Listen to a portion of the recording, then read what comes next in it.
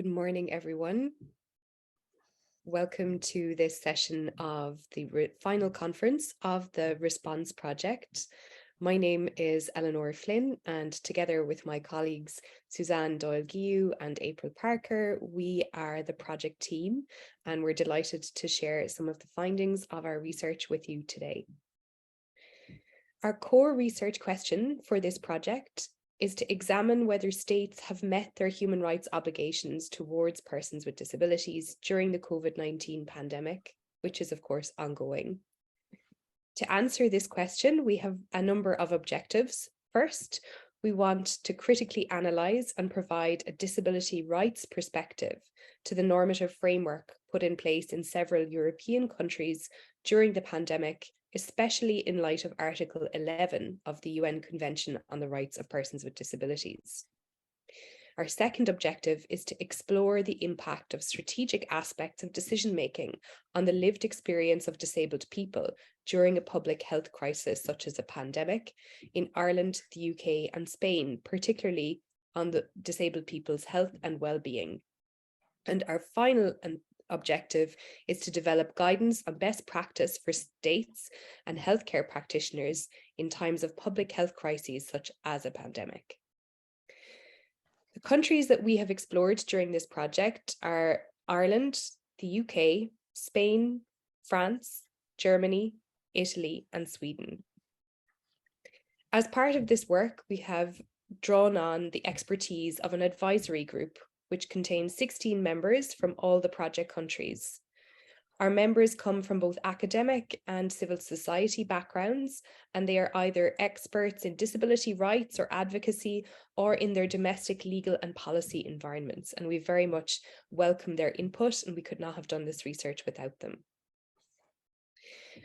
I want to explain the elements of the project to you next, and later on in the session, you will hear from my colleagues, April and Suzanne, about the findings of the research. So first, to explain the work packages of this research, work package 1 started in January 2021, and we started with some desk-based research, which took us a full year, where we analysed the international human rights law on the rights of persons with disabilities in public health emergencies and tried to identify the best practices regarding the rights of persons with disabilities during the pandemic at that time. We have published a working paper on our project website on best practice to maintain states' obligations under the UN Convention on the Rights of Persons with Disabilities during public health crises, and we encourage you to read that. We also, as part of this research, we found that desk-based research was really not sufficient to understand what was really going on in the project countries. So we knew that we needed to do some more interview work, and we started by conducting semi-structured interviews with 3 key informants in each of the 7 countries.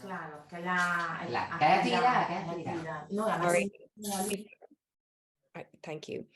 So the first type of interview we did was with disabled people's organisations. The second was with health and social care professionals, and the third was with either a policymaker or a researcher connected to policy development. The questions we asked them included questions about the extent of involvement of disabled people in legal and policy responses to the pandemic, experiences of persons with disabilities in accessing healthcare, both general healthcare and COVID-specific healthcare, and also in accessing education and employment. We asked questions about the impact of the pandemic on disability services, the operation of exemptions to COVID-related laws and rules that were exemptions on the grounds of disability. So that included exemptions to mask mandates or exemptions to particular restrictive practices around lockdowns or curfews. We asked about intersectional discrimination, where disabled people who belonged to more than one marginalised identity might have experienced different kinds of discrimination during the pandemic. And we asked questions about the data that was collected during the pandemic on the experiences of persons with disabilities. So that concluded work package 1, and then we started work package 2 in January 2022. And for the first 7 months of the year, we conducted more interviews. In this phase of the project, we focused explicitly on Ireland, the UK, and Spain. And again, we conducted interviews with a wider range of disabled people's organisations representatives, health and social care representatives, and policymakers or researchers connected to policy development. But we were broadly asking them the same questions that I mentioned before in the Work Package 1 project. We just asked those questions to a wider range of representatives and organisations. At the same time, we launched a questionnaire as part of Work Package 2, again during that same period, January to July of 2022. And this was open to persons with disabilities in Ireland, the UK, and Spain. And it allowed them to answer a series of semi-structured or open-ended questions, and that was available in both standard and easy to read format.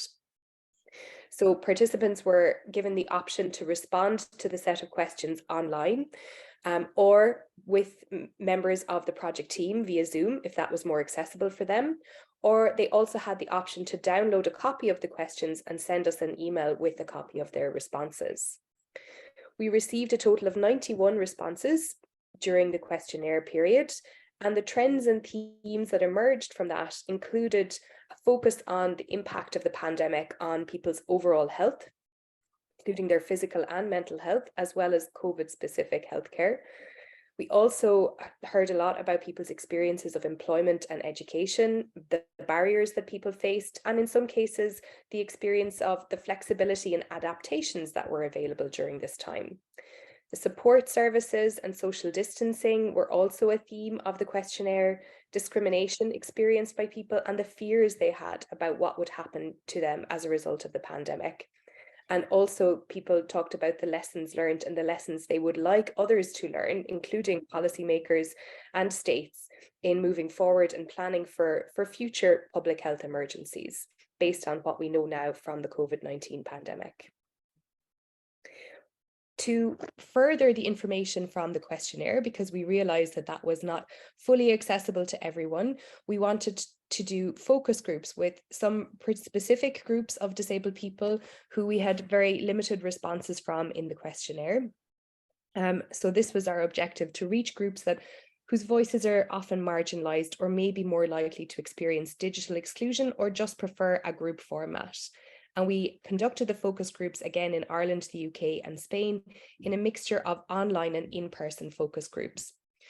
In order to achieve this, we worked in collaboration with disabled people's organisations and some academic partners on the ground in each of the partner countries.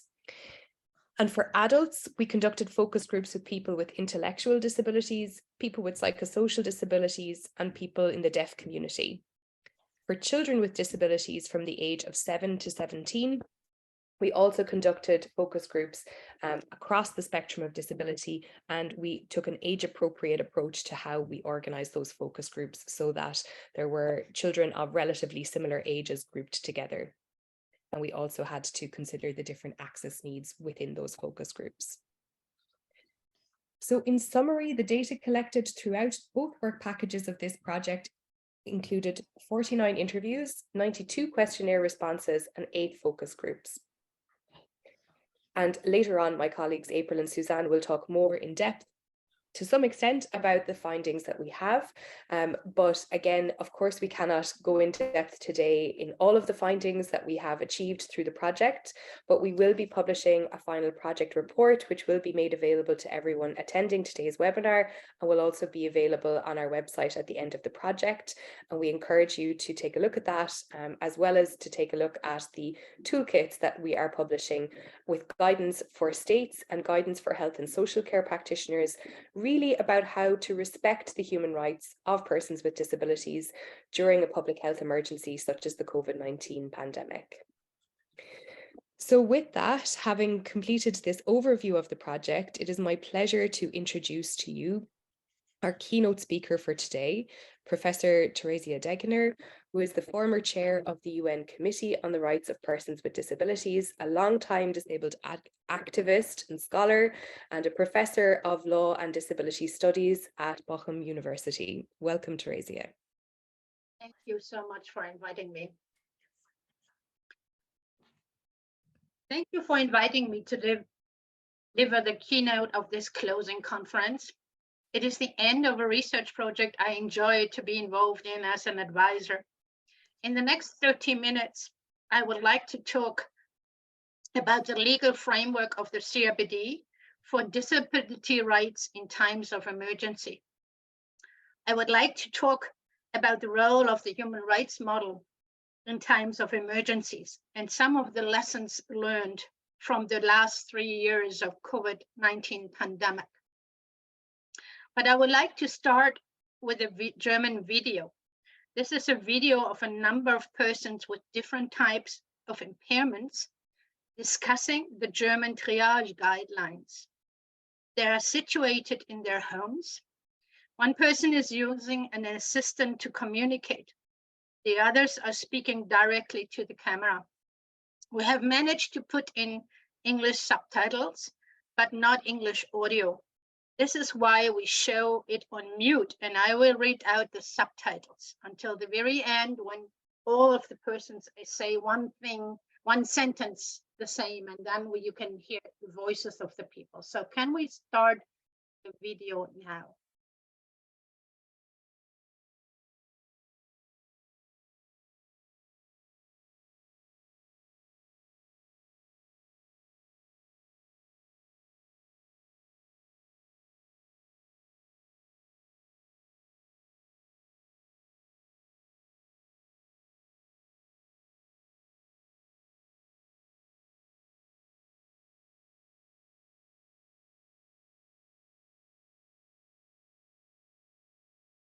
We are the complainants who defended ourselves in 2030 at the Federal Constitutional Court. Nancy speaking.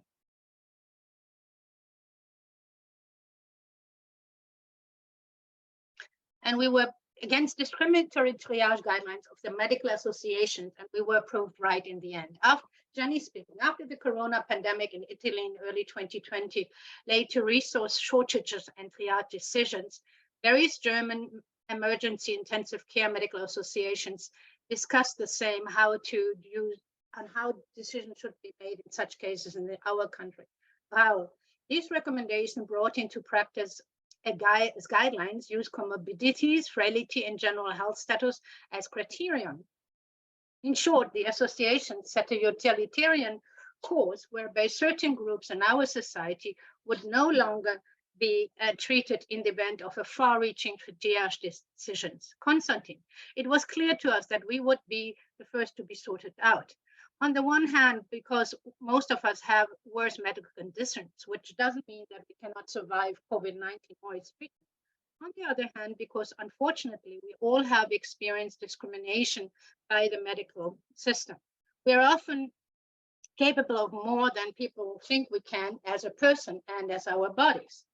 Also, very few doctors are familiar with our often rare diseases, and we have all received life promises and life prognosis, and we survived them. Anna, these guidelines were dangerous to us because even if they were only recommendations, they would be followed in practice.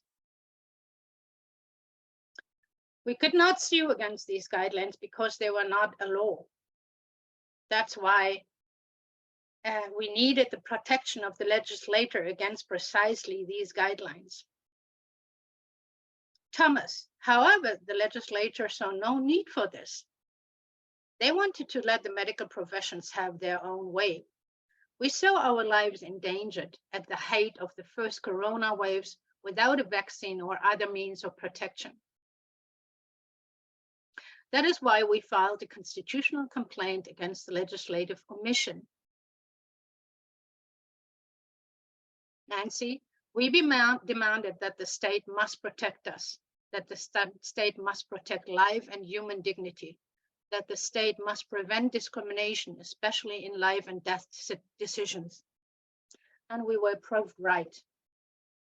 Raul, the Federal Constitutional Court obliged the legislature to do everything necessary to prevent any discrimination on the basis of disability in a triage decision. Jenny, the federal government claims that they want to fulfill what the Constitutional Court said with their presented draft law. However, this is not apparent from the draft. Raul, While the draft purports to prevent decisions based on disability, age, sexual orientation, ethnic origin, etc., it also allows doctors to continue using comorbidities as a criteria in decisions about who should be treated. Many disabilities are associated with such comorbidities. There is no demarcation between comorbidities, illness, and disabilities in the draft law. Konstantin, the draft contains only one criterion for making a decision, the current and short-term probability of survival. However, not only is it checked whether a sick person has a realistic chance of survival at all, but according to the ideas of the law, doctors should first assume probabilities and compare the different patients with each other. This means nothing other than survival of the fittest. Nancy, and this should now worry all people, regardless of whether they have a disability or not, because this law will not only lead to supposedly weakened patients, such as wheelchair users being compared to ostensibly fit athletes, but also to the 40-year-old asthmatic mother of 3 children will be compared with a young athlete in terms of their presumed probability of survival. Someone with a heart condition will, in case of doubt, not get the necessary ventilator if a person without such a condition happens to need one at the same time. Raoul, all this despite the fact that those who had been sorted would also have a chance to survive, only according to the subjective opinion of the doctor, a lower one. No one, not even a doctor, can say for sure who would actually survive.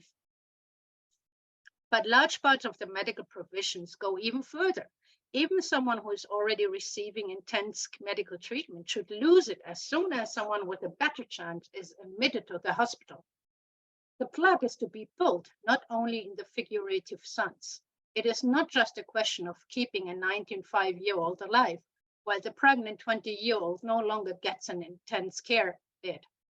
An example that advocates of so-called ex post triage like to cite. Jenny, no, it is also about the father of a family who has been treated in the intensive care unit and whose relatives had been informed by the doctor that he might make it, but for whom the plug was now pulled for a more promising patient. This ex post triage, the withdrawal of treatment capacity, was only declared inadmissible in the draft law after vehement protest. Nevertheless, representatives of the medical profession try to achieve legalization in the law now under discussion. Anne, but what do doctors expect from this approach? They want to mathematically save more lives. Who could possibly object to that? This question is often asked, probably because the price to be paid for maximizing the number of years of life to be saved is consistently ignored.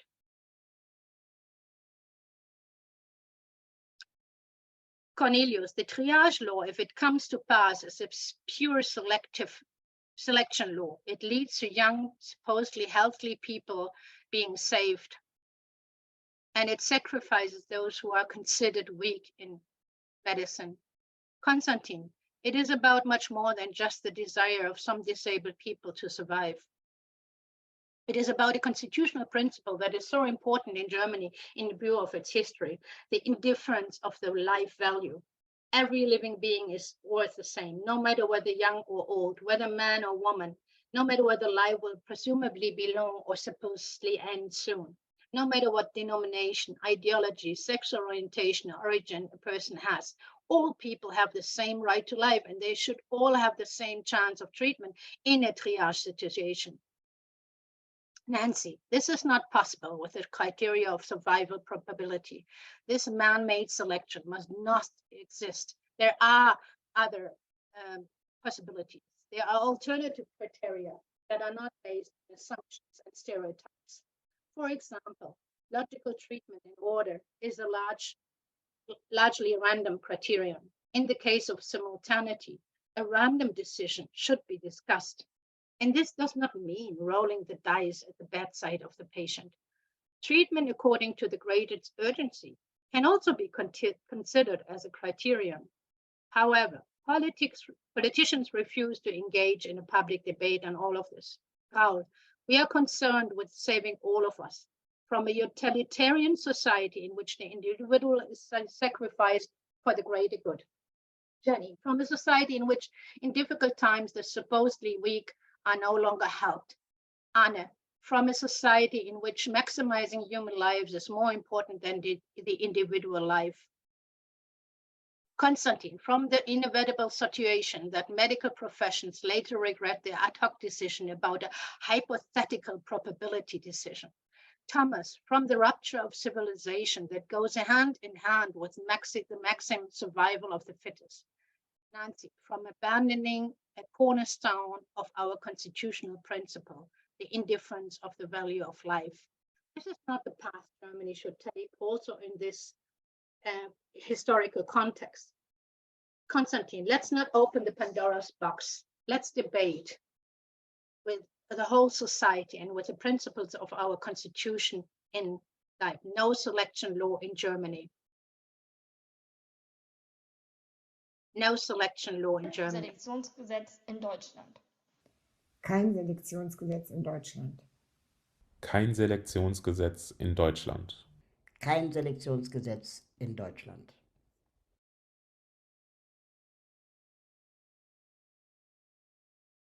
Now, the legislator has meanwhile adopted the triage law. It is still discriminatory, and Ability Watch, it is the organization of the people you just saw in the film, is preparing for filing another constitutional lawsuit against this law, and we hope that they will win again. Let me now turn to the legal framework on disability rights in times of emergency, according to the CRPD. Initially, in many countries, there was a total failure to provide accessible information on health protection and pandemic control measures. Discrimination and structural disadvantages increased as if under a burning glass. Freedom rights were almost completely abrogated, especially in residential facilities. Compared to the general public, many more disabled people died during the pandemic because they did not have appropriate access to medical services. These preliminary findings are based on limited scientific evidence because very few countries collected disability-sensitive data and statistics in this regard, contrary to their duty under Article 31 of the CRPD, which says that they need to collect appropriate information, including statistical and research data, to enable the states to formulate and implement policies to give effect to the present convention. The old proverb, "You do not count if you are not counted," proved to be a deadly truth in the corona pandemic. All of the human rights enshrined in the CRPD, of course, were affected, but most obviously the following: the right to be protected in times of emergency, Article 11, the right to accessible public information and accessible protection measures, Article 9, the right to be protected against discrimination, Article 5 and 6, and the right to health, Article 25, and of course the right to life, Article 10. What do these articles demand? In times of risk and humanitarian emergencies, states have to, quote, take all necessary measures to ensure the protection and safety of all disabled persons, says Article 11. According to Article 9, state parties have to take appropriate measures to ensure access on an equal basis with others to information, communication, and other services, including electronic services and emergency services. And Article 5 and 6 CRPD demand that state parties protect disabled persons against all forms of discrimination, including against intersectional, gender, and disability-related discrimination.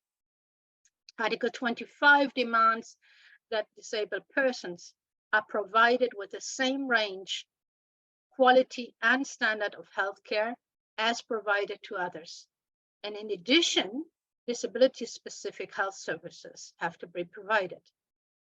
One more state obligation is specifically mentioned, and that is to prevent discriminatory denial of healthcare or health services or food and fluids on the basis of disability.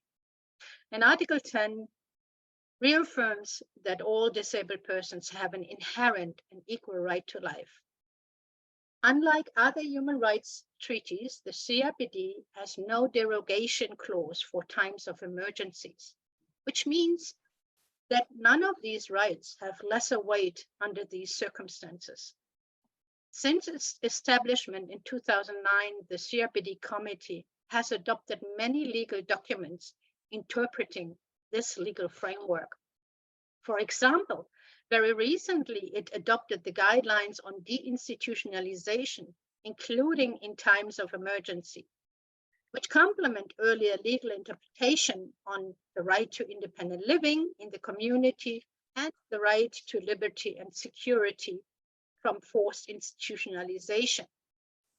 The new guidelines draw on the experience of disabled people before and during the COVID-19 pandemic, and they take a radical abolitionist stance against any kind of institutionalization of disabled persons. In addition to the adoption of these legal documents, the CRPD Committee has developed new legal concepts which help to improve international human rights law as such.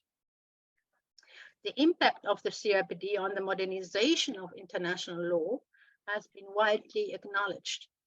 Very important in the context of risk and humanitarian emergencies are the concepts of inclusive equality and inclusive autonomy based on the human rights model of disability. The human rights model of disability is often cited in context of the CRPD and its paradigm shift away from the medical model of disability, which reduces disabled persons to their impairments and legitimizes ableist oppression. Instead, the human rights model recognizes disability as a social construct shaped by attitudes, policies, and environments that exclude people with disabilities from full participation in society and from the table of human rights. The international monitoring body of the treaty, the CRPD Committee, has utilized the terminology human rights model from the beginning when it started to review state party reports in 2011. As several disability studies scholars have published on, this is in stark contrast to the drafting time of the CRPD, when only the social model of disability was referenced. There are opposite views among disability studies scholars whether this change in terminology from the social model of disability to the human rights model of disability reflects a development in disability studies science and international law. I have been one of those who have published about the distinction between the social model and disability, social model of disability and the human rights model of disability. And in 2016, I opined that the human rights model goes beyond the social model and have given 6 propositions for this improvement thesis. And Lawson and Beckett have countered this with a complementary thesis, arguing that both models complement each other and have different objects and purposes.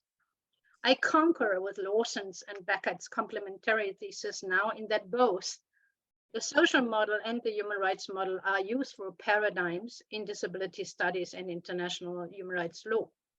However, I do not agree that the first is a model of disability and the second is a model of disability policy.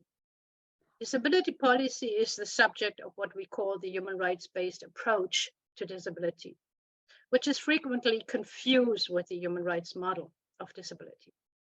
The human rights model addresses the concept of disability because it offers a concept of personhood which is based on inclusive autonomy and inclusive equality. I will come back to this later. Let me first turn to the notion of human rights model as developed by the CRPD committee in its general comment number 6 in 2018. There it says, it reads, the human rights model of disability recognizes that disability is a social construct and impairments must not be taken as a legitimate ground for the denial or restriction of human rights. It acknowledges that disability is one of several layers of identity, and hence disability laws and policies must take the diversity of persons with disabilities into account. It also recognizes that human rights are interdependent, interrelated, and indivisible. Thus, according to the general comment number 6, the human rights model of disability is based on a social construct notion of disability, and it further adds concept of personhood, which demands that impairment may not be taken as an excuse for human rights violations.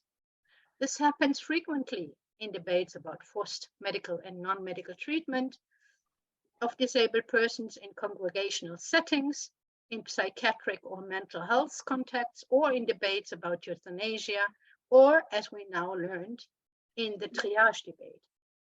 The human rights model of disability prohibits such obfuscations by returning to a human rights-based concept of personhood.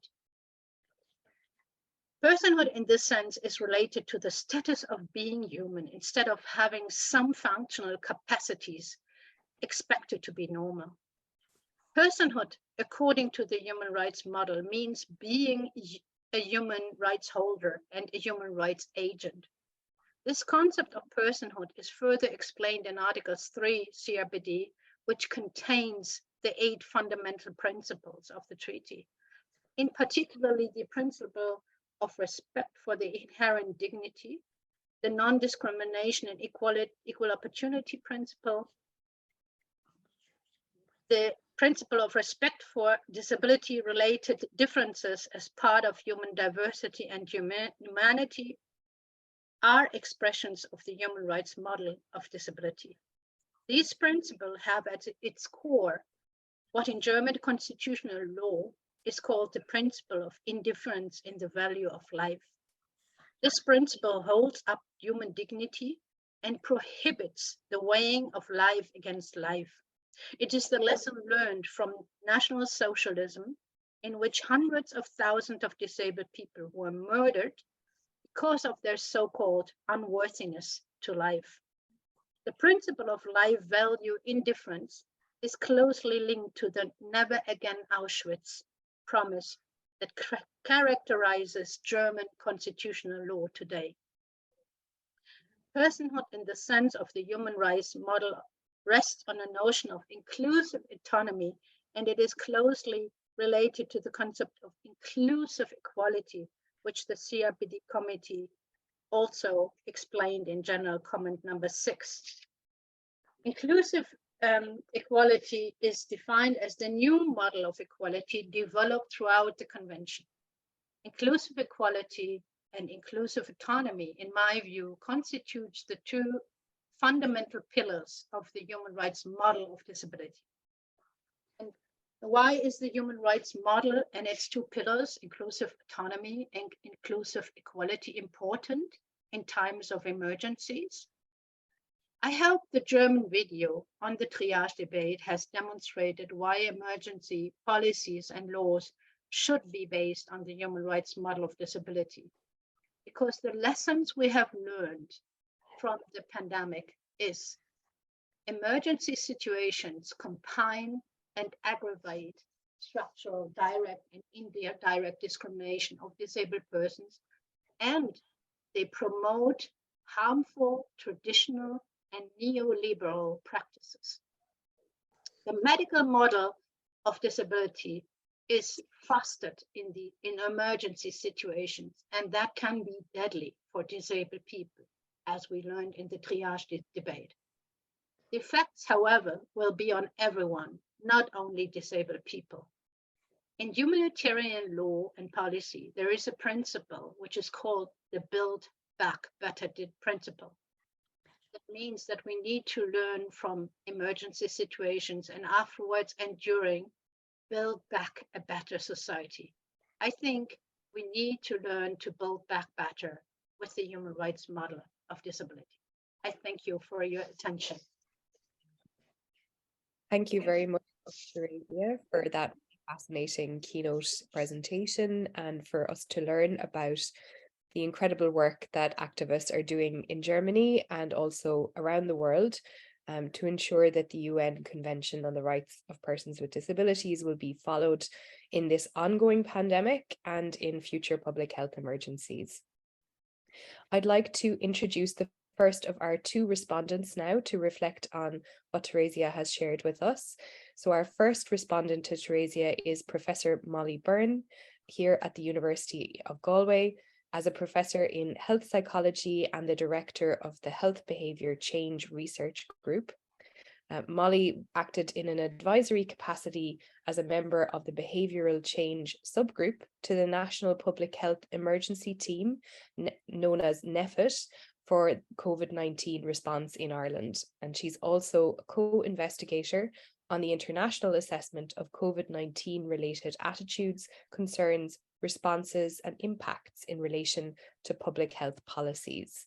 So welcome, Molly, and we're looking forward to hearing your thoughts in response to Theresia's presentation. Thank you, Eleanor, and good morning, good afternoon, everybody on this call. And thank you very much, Professor Degener, for your excellent keynote presentation.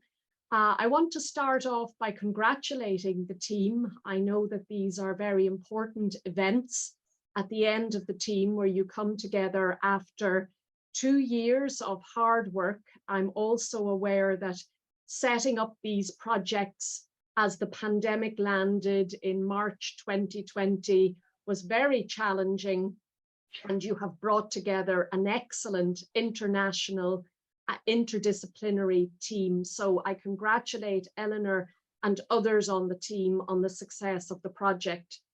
So as Eleanor said, I played some role in the policy response in Ireland to the COVID-19 pandemic. I am a health psychologist with an interest in applying behavioral science to developing public health guidance. So at the start of the pandemic, I was called and invited to join a behavior change advisory panel. So this was one of 11 advisory panels who met weekly during the pandemic, developed guidance and recommendations which fed into our national public health emergency team. So some key reflections maybe of relevance to the work you're doing in this project and points that were brought out from Professor Degener's keynote are, I suppose, the importance of the type of work you're doing in reflecting on how we did during the pandemic, I think is very important. I think many of us want to think the pandemic is now over. We want to move on. There is a feeling that we don't want to go back to those times, but I think it is incredibly important that we do not waste the opportunity that we've had to reflect and to learn. I think another aspect that is very important is that we do this reflection in a way that is constructive, that is empathic about the challenging situation in which all societies found themselves. No decisions during the pandemic were easy. None of them were black and white, right or wrong. So I think we need to come to it with an attitude of being as constructive as possible in learning and making recommendations for future pandemics, or indeed for future peacetime, if you like. So how we normally operate public health internationally.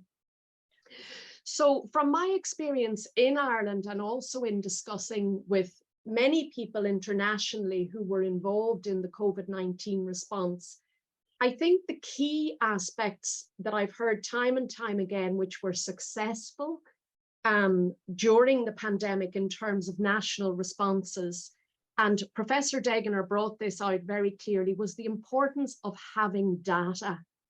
So where countries collected and were transparent about disseminating good data, so that was at a very basic level was about the COVID cases, vaccinations, but much more holistic data were collected in Ireland. So about trying to get the perspectives of a wide sector of society in terms of their attitudes, their responses, their mental health, their more holistic outcomes, if you like, during the pandemic. So having that data were very, very important in terms of guiding the response to the country. I think in terms of countries which ended up doing better were ones where there was a higher level of trust in government, where the government were more transparent about how they made their public health decisions. Governments and societies which were more equal and inclusive, and I think these were issues that Professor Degener brought out in her keynote talk about the importance of societies in which all sectors of society were engaged in making public health decisions in normal time, ended up being more able to respond during the COVID-19 pandemic. Last week, I attended a panel discussion with Anders Tegnell, who was the chief epidemiologist who led the public health response in Sweden. And he was talking about how in Sweden, the public health, the society is organized in a way in which public health is central in normal decisions about decisions around health. And in Sweden, it seems that public health is much broader than what Professor Degener was talking about of the narrow medical model. So it includes people from educational backgrounds, from disability backgrounds, from mental health backgrounds. So when these people are engaged in making public health decisions in normal time, societies then can be much more informed and broad in their response during an experience, an emergency situation like a pandemic. So they were some of my reflections from my role. I think from hearing a little bit about this project, it's your project, it seems like the key strengths are that you have this international comparison. I think that that is going to allow society in general to make the most fruitful reflections on how we did, because I think all countries operated in different ways. And I think allowing us to look back and see what different approaches we're doing, it's like a natural experiment. And I think that that is a real strength of your project, that you have those interdisciplinary partners. You also have the data, you have all of those responses from the surveys, the interviews, the focus groups, and they are very, very rich and important data. It would strike me that you've also had widespread engagement from a range of diverse stakeholders in your projects, from a range of different disability and human rights groups, and also that you have developed very practical outputs from your project in the form of your toolkits and your recommendation documents. The challenge now, I think, for the research group, and as a researcher myself, I would share these types of challenges in the work that I do, is ensuring now that those outputs from the project are disseminated, that they're implemented, that they're translated into the right spaces. So I think now that in a way the research has been completed, there is still a big job of work in terms of ensuring that the outcomes from the research are translated and can deliver impact in societies. So thanks to Eleanor for inviting me to say a few words. I hope what I've said has been of some use, and congratulations again to all the team on the research project. Thank you. Thanks very much, Molly, and great to hear your reflections and your experiences in doing, related research in this area. And I completely agree that our challenge is now on dissemination and impact of our research findings, ensuring that they are in the right hands and that they can be used right now, from now on. That's something that we really prioritize. So I'm going to introduce our second respondent now, Kaloyan Kamenov from the World Health Organization. Kaloyan is a technical officer in disability at the World Health Organization in Geneva, where he's responsible for the development of normative documents and supporting member states in capacity building on disability inclusion in the health sector. He also coordinated the development of the World Health Organization Global Report on Health Equity for Persons with Disabilities, so he's very well positioned to respond to our research. Welcome, Kamenov, and we're looking forward to hearing your reflections. Thank you very much, Eleanor, and good morning to everyone. First of all, I wanted to thank you for having me here in this meeting and also congratulate you for the success of your project. And more specifically, also to thank Professor Degener for this extremely interesting and thought-provoking presentation, and which I found personally very much aligned with also the WHO views on health equity for persons with disabilities, because in the constitution of WHO, there's different principles and obligations that are set out, including that the enjoyment of the highest attainable standard of health is one of the fundamental rights of every human being, and persons with disabilities have an equal right to the highest attainable standard of health as anyone else.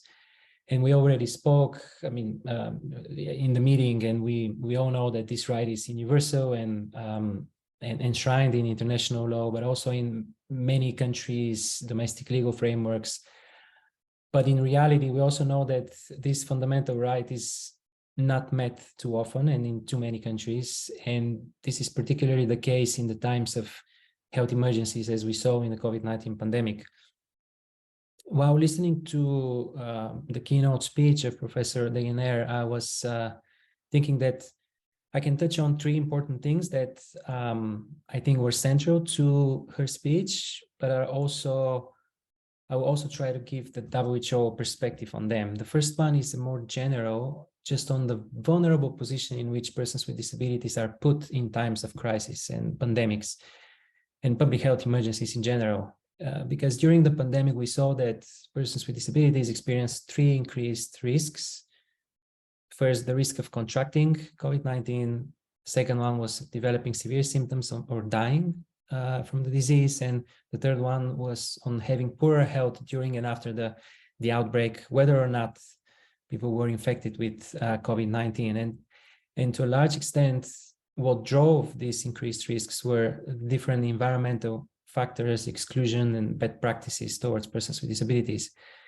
We just take an example with the higher risk of contracting the virus. It was mainly due to environmental barriers like that can limit effective protection against the infection, like, for example, the lack of accessible public health information or the lack of accommodation that was necessary to facilitate the implementation of basic public health actions. We saw that probably half of the deaths that occurred happen in institutional settings where these accommodation was not in place.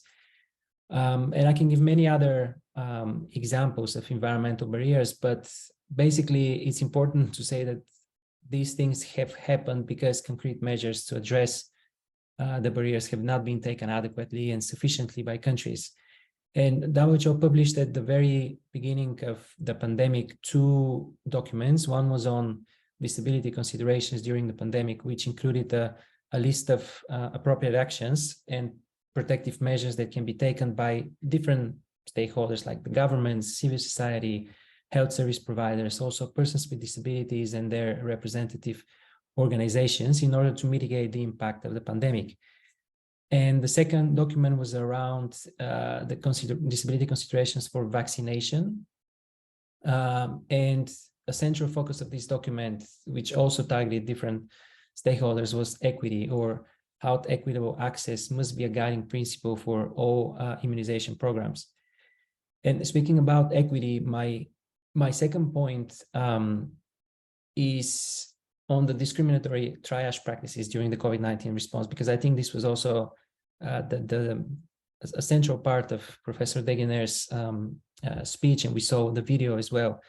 And what we saw is that in many countries, when guidelines were being decided, there were assumptions about, first, the overall health status of persons with disabilities, assuming that by default they have worse health.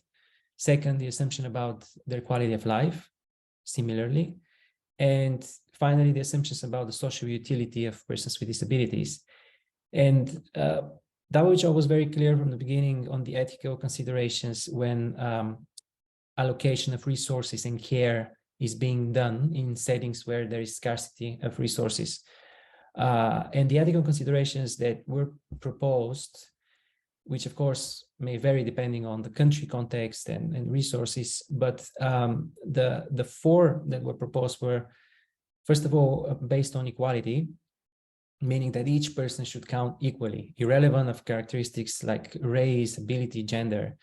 And this principle could be used to justify the allocation of resources, for example, by lottery, that is randomly by chance, or by a system of first come, first served.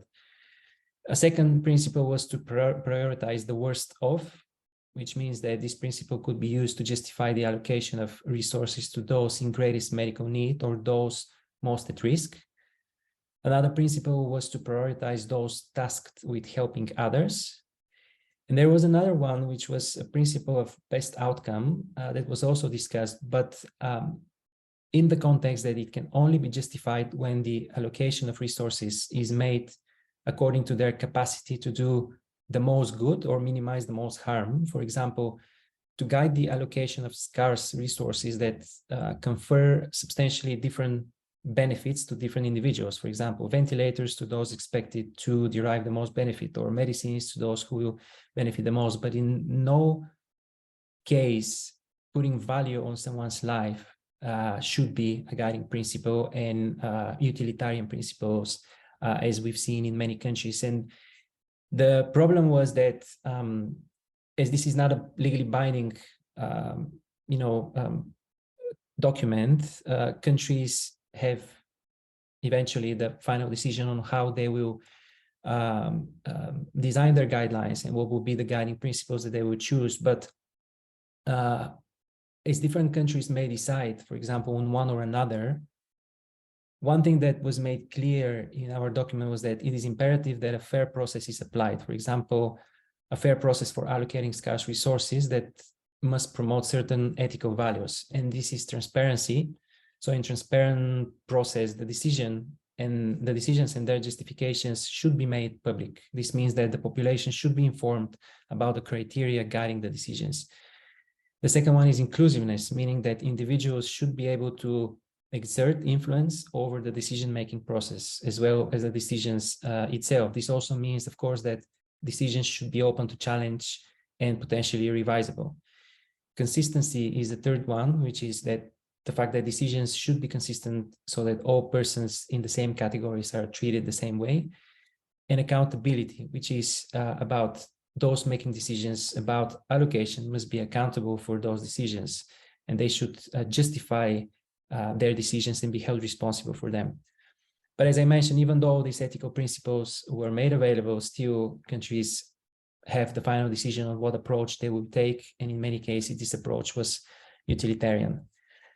And the third thing that I wanted to just touch on is that to avoid this in future pandemics and have disability inclusion already being set in the health sector plans and strategies, particularly the national emergency preparedness and response plans, we published in December last year a global report on health equity for persons with disabilities, which discussed the different health inequities that persons with disabilities experience, as well as the factors that contribute to those inequities. And of course, things like stigma and the discriminatory triage practices were also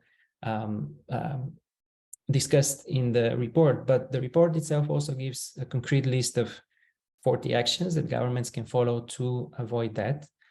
And of course, legal frameworks and their alignment with the CRPD is a fundamental action. Another example, specifically, I think relevant for this case, is the setting of interdisciplinary committees to oversee the policies for disability, make decisions about prioritization and triage and rationing in times of crisis, which the Ministry of Health can organize. And such committees should include, of course, representation from communities, and more specifically persons with disabilities and their representative organizations, because we believe that such governance mechanism can instill a wider change in culture across the health sector, shifting really wider perspectives and approaches taken by health professionals to ensure dignity, equity, equality, and human rights in their work with persons with disabilities.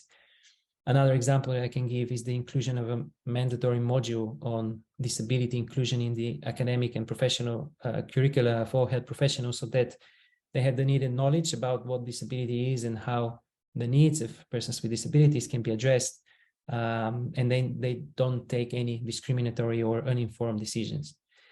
And one thing that we made clear in the report is that regardless of what actions countries can take, because it's a list of 40 actions, and of course, we don't think that any country in the world can do and implement all of them at once, but everything will depend on the resources, on the context, on the priorities of the country. But whatever actions they take, health equity and human rights need to be an underlying principle in everything that is being done.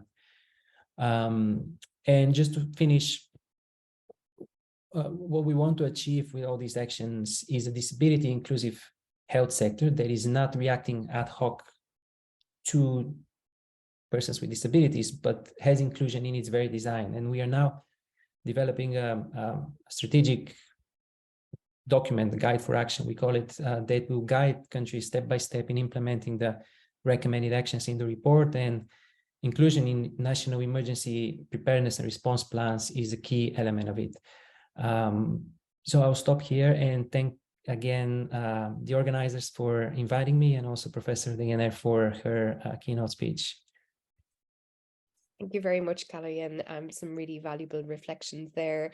And also, I think dovetailing very nicely with what Molly also described in terms of the need to plan ahead of time, and to embed as not just an ad hoc response, but actually as an ongoing practice in our systems, so that when a crisis does occur, we have everything all ready to go, and that people can be fully involved in the decision-making processes and really embedded in the systems already.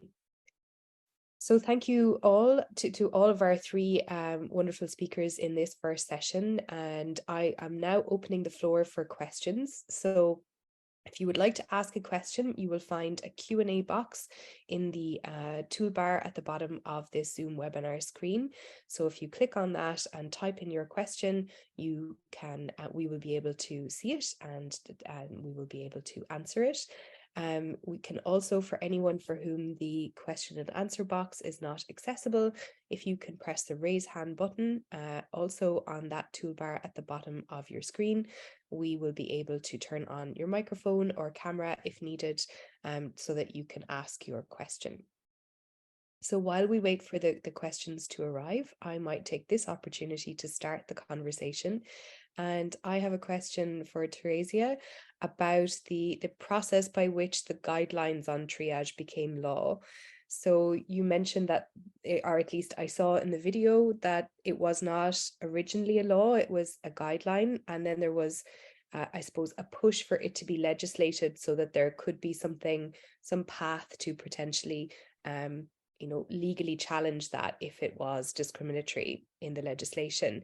Looking back now, do you think that it was the right decision to push for legislation on this? Or if it had remained a guideline, would there have been less chance that it would have been widely implemented in discriminatory ways? Do you think that it was important for it to become law in the first place so that it could be challenged? That's my question to you, Theresia. Well, thanks for that interesting question. We have asked that ourselves again and again, was it right or is it right? But I think in the end, or looking back, I would say that it was very important to say that the rule of law requires that the legislator takes such an important decision. in triage situations, which are always very terrible, because it is always about a decision who is going to live and who is going to die. So it's a dilemma situation from the beginning, and it's the worst discussion.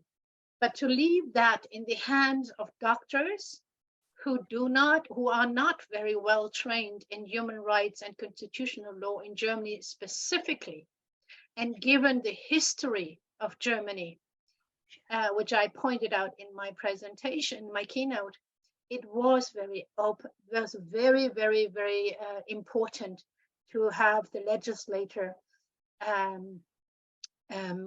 discuss it, and only through this constitutional complaint of these disability rights activists were human rights brought into the discussion.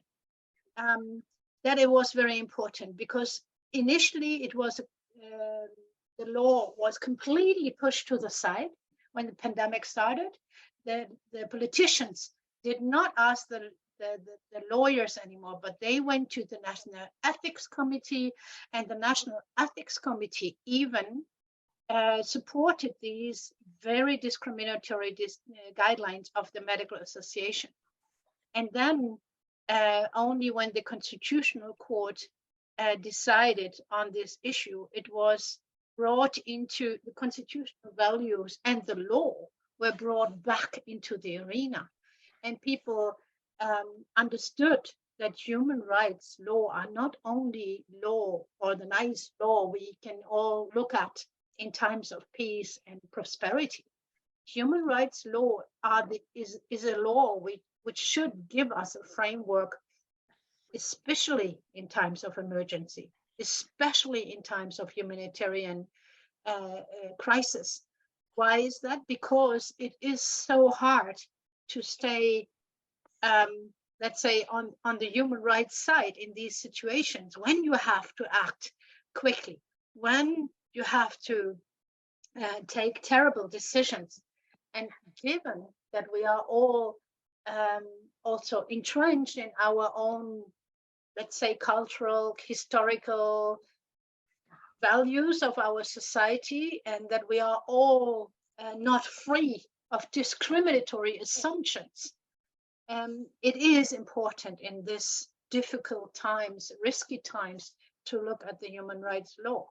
And that's why I think it was important that the disability rights activists filed that constitutional complaint. And I think the legislature did not adopt the right law. I don't know if it is the only triage law in the world. I would like to know, but I assume that there are very few countries who have passed laws. Most countries leave it to the medical profession. But I think that this is a question which should not be left to the medical profession or to the doctors. It is only partially medical. The question of who has who will benefit for this treatment is, of course, a medical decision. But triage decisions are decisions of justice and equity, and that needs to be taken by the legislatures, and lawyers have to be involved, especially human rights lawyers. And that's why I also say that the human rights model of disability is so extremely important in this debate, because we cannot make these decisions on the basis of a medical model of disability, because that will mean that disabled people will be the first to be sorted out, and that we will go for a utilitarian society, which is not based on human rights for all. It is based on the maximization of utility for the most in society. And we know where that leads to. And it leads to a less human society. And that's why I also think that the whole debate on disability in times of triage is so important, because it is only an example of the values at stake. Other vulnerable groups are affected as much as disabled people are, and often we also know that disabled people are not only disabled, they also belong to other, they also fall under other dimensions of inequality and vulnerability and risk. So I think it was important to bring it to the legislature. I have to say, though, that I was among those who attended the hearing of the legislators, and some of you might know that in Germany we do have some very right-wing parties now in the German parliament, the AfD, and it was painfully to listen to their arguments in the hearing debate. It was painfully to hear that they were going for putting examples to the front, like this 95-year-old almost dying person as compared to the German young mother of children. I mean, that reminded us so much of our history. And with me were people like Sigrid Arnada. I think she's going to speak later at this conference, but other activists from the disability movement who have been involved in the last 40 years of the disability rights movement. And we were pale and shaken when we came out of that legislative hearing. And I think it is an example of how important it is that we keep up or hold up the human rights values in this debate, and that we do not leave it to the medical profession. I think I stop here. Thank you so much, Theresia.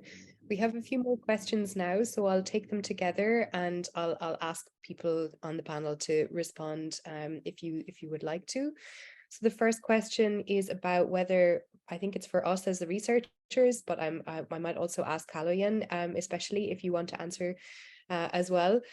If we think that the comparison for persons with disabilities in low and middle income countries would have come out similar. So obviously in the Response project, we were focused on these 7 European countries. And of course, there's been other research done, including in low and middle income countries by the COVID Disability Monitor Questionnaire, that Validity Foundation and the International Disability Alliance and others collaborated on, which included some really interesting results from low and middle income countries. But I think there are, significant differences in terms of vaccine equity, for example, for people in low and middle income countries. Would be one issue that I'm sure would be quite different, but I think many of the barriers that we talked about would have been replicated. We saw similar barriers in the data from the global COVID-19 Disability Rights Monitoring Report. So Kaloyan, would you like to add anything to that from your research on global equity?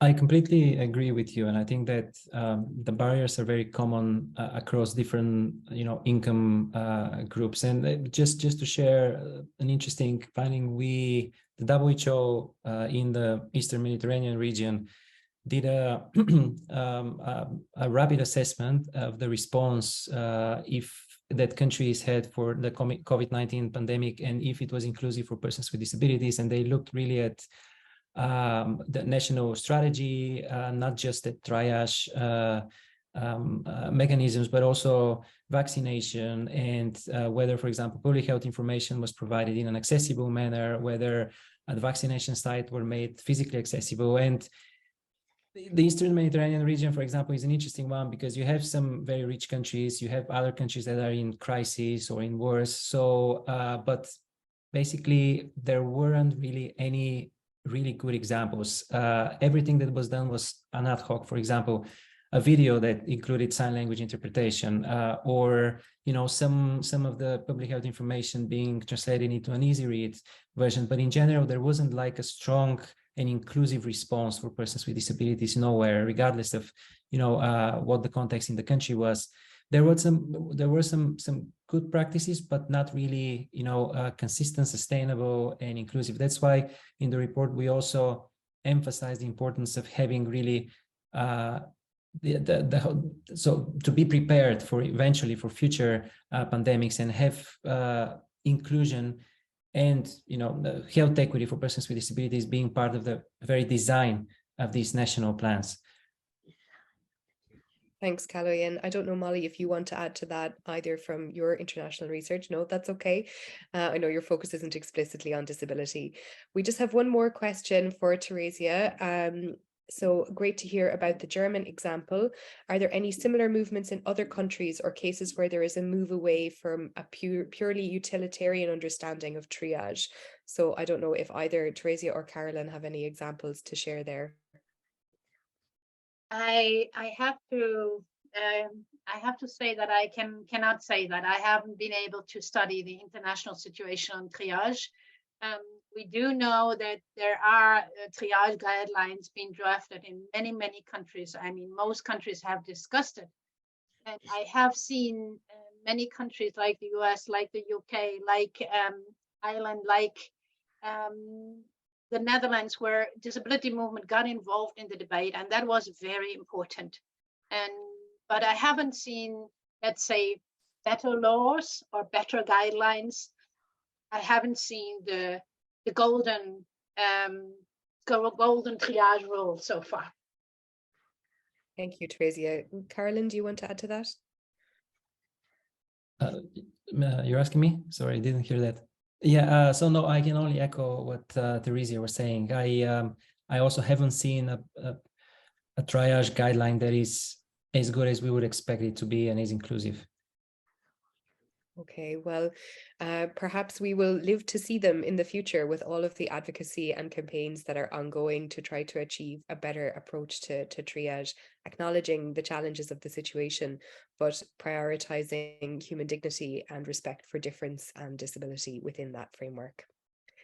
Okay, we have completed our first session of the day, so we're now going to take a 15-minute break, and we'll be back at 11 a.m. Irish time with our next panel discussion. So looking forward to seeing you then, and thanks to all our speakers, interpreters and captioners for this morning's session.